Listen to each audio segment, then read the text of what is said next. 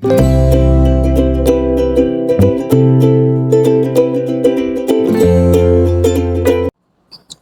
sejahtera Malaysia, selamat datang ke channel Fels Lifestyle.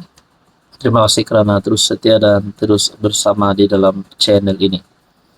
Pengakuan daripada Albert Tay satu demi satu menjadi persoalan yang semakin menjadi satu cerita ataupun di kalangan rakyat Sabah mempersoalkan sejauh manakah kebenaran kesahihan tentang isu skandal rasuah di Sabah ini.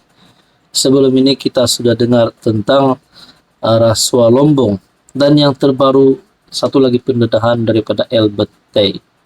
Dengan beraninya Albert Tay membuat pendedahan ini, seolah-olah memang pendedahan yang dibuat Albert Tay ini benar.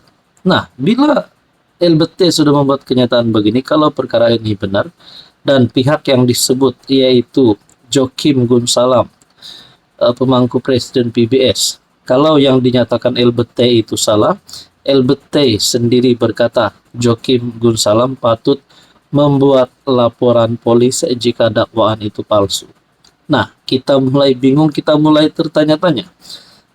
Setelah rasuah Lombong, kali ini ada lagi pula satu pendedahan terbaru berkaitan dengan memonopoli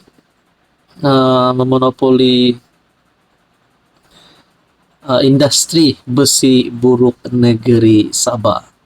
Oke, sebelum saya teruskan, izinkan saya perkenalkan terapi imun transfer factor.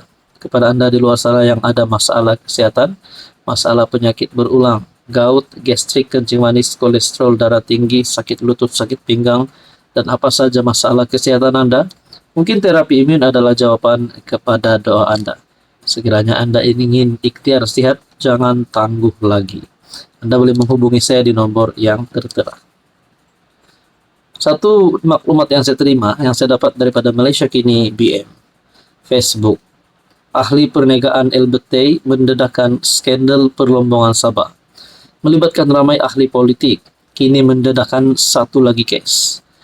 Tay mendakwa, memainkan peranan dalam dakwaan percubaan pemangku Presiden Parti PBS Joaquim Gunsalam untuk memonopoli industri besi buruk negeri ketika berkhidmat sebagai timbalan Ketua Menteri dan Menteri Pembangunan Industri.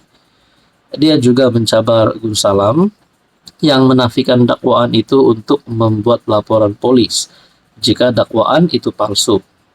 Untuk menyokong dakwaannya, Tay menunjukkan surat rasmi yang dikatakan dari tahun 2022, satu didakwa ditandatangani oleh Gunsalam dan satu lagi oleh timbalan Presiden PBS Jahid Jahim yang juga Menteri Pembangunan Luar Bandar.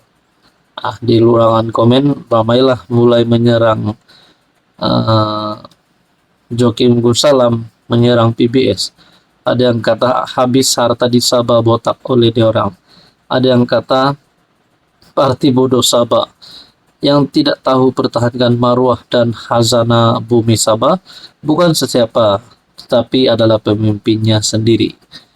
Ada yang kata setelah DUN Sabah dibubarkan, secara resmi kuasa sepenuhnya dikembalikan kepada rakyat. Punca kenapa berebut nak masuk politik. Lantik Albert jadi ketua SPRM Sabah, ketua yang sekarang ini pindah ke Papua.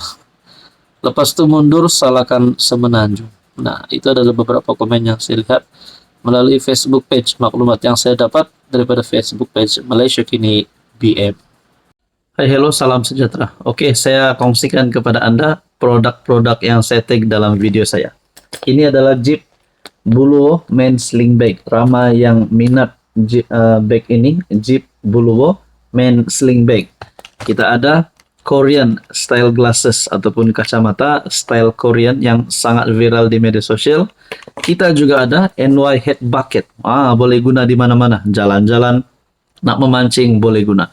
Kita ada dua warna. Oke, ini adalah NY Head Bucket. And then kita ada perfume yang viral yang ramai suka, EDP ataupun Desandra Men Perfume. Ini Desandra Men Perfume. Kita ada Rexona yang menjadi kegilaan ramai. terutamanya kepada wanita, Rose Glow Rexona. Dan kita ada smartwatch, Amazfit T-Rex smartwatch. Semua produk ini saya tag dalam video, Anda boleh semak. Hai, hello, salam sejahtera Malaysia. Selamat datang ke channel Fels Lifestyle. Terima kasih kerana terus setia dan terus bersama di dalam channel ini tanpa membuang masa lagi. Berkaitan dengan PRN17, ada yang berkata penyebab kepada STA dan SAPP keluar daripada JRS disebabkan perjanjian ataupun persetujuan pembahagian kerusi di antara JRS dan PH yang menyebabkan timbul isu sehingga JRS dan STA dan SAPP keluar daripada JRS. Saya tidak tahu sejauh mana kebenaran ini, tapi pada pendapat saya ada kepentingan untuk JRS dan PH untuk ada rundingan kerusi yang baik yang memenangkan kedua belah pihak. Walaupun PH daripada persekutuan, bagi saya ada kepentingan untuk JRS dan PH untuk teruskan kerjasama ini. Tapi ada yang bertanya pula, bagaimana kalau JRS gerak solo, PH tidak bersama-sama dengan JRS? Adakah ini akan menyebabkan memberi kesan yang buruk kepada persekutuan?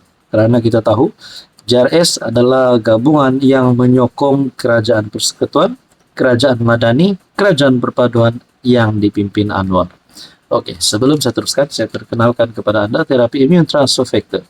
Kepada Anda di luar sana yang ada masalah penyakit kesehatan, masalah kesehatan sakit lutut, sakit pinggang, sakit jantung, sakit buah pinggang, masalah kulit, masalah penglihatan, kolesterol, kencing manis, darah tinggi, dan apa saja masalah penyakit yang Anda alami termasuk gout dan gastrik. Mungkin terapi imun adalah jawaban kepada doa Anda. Mungkin sistem imun badan Anda mulai ada masalah, dan inilah kerja sebenar terapi imun. Dengan sistem imun badan yang kuat, yang stabil, dan yang bijak, sistem imun badan Anda boleh melawan berbagai jenis penyakit. Anda boleh menghubungi saya di nomor yang tertera. Nah, saudara-saudara, dalam satu artikel yang saya lihat daripada FMT, STA SAPP keluar JRS isyarat penting buat Pakatan Harapan, kata Masidi. Setiausaha Agung JRS Masidi Manjun dalam satu kenyataan berkata tindakan dua parti itu sepatutnya menjadi peringatan kepada PH supaya tidak menuntut terlalu banyak kerusi. Pengunduran dua komponen JRS perlu menjadi peringatan kepada PH. Setiausaha Agung JRS berkata, walaupun STA dan SAPP memberi kesan kepada gabungan itu, ia juga menjadi isyarat penting buat sekutunya di peringkat persekutuan. Pengunduran mereka seharusnya mengingatkan PH supaya tidak menuntut banyak kerusi ketika rundingan karena ia membawa implikasi tersendiri.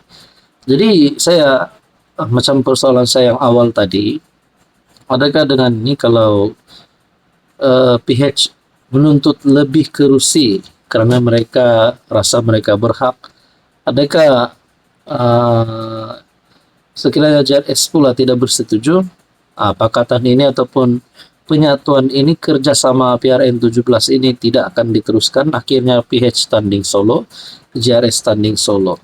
Dan bagaimana pula kesan kepada kerajaan persekutuan? Macam yang saya persoalkan sebentar tadi, adakah ahli parlimen JRS boleh menarik sokongan terhadap Anwar sekiranya terdapat isu dalaman di dalam PRN17 di antara PH dan JRS? Nah, itu adalah pertanyaan sahaja daripada saya. Jadi berkaitan dengan isu ini, apa komen Anda?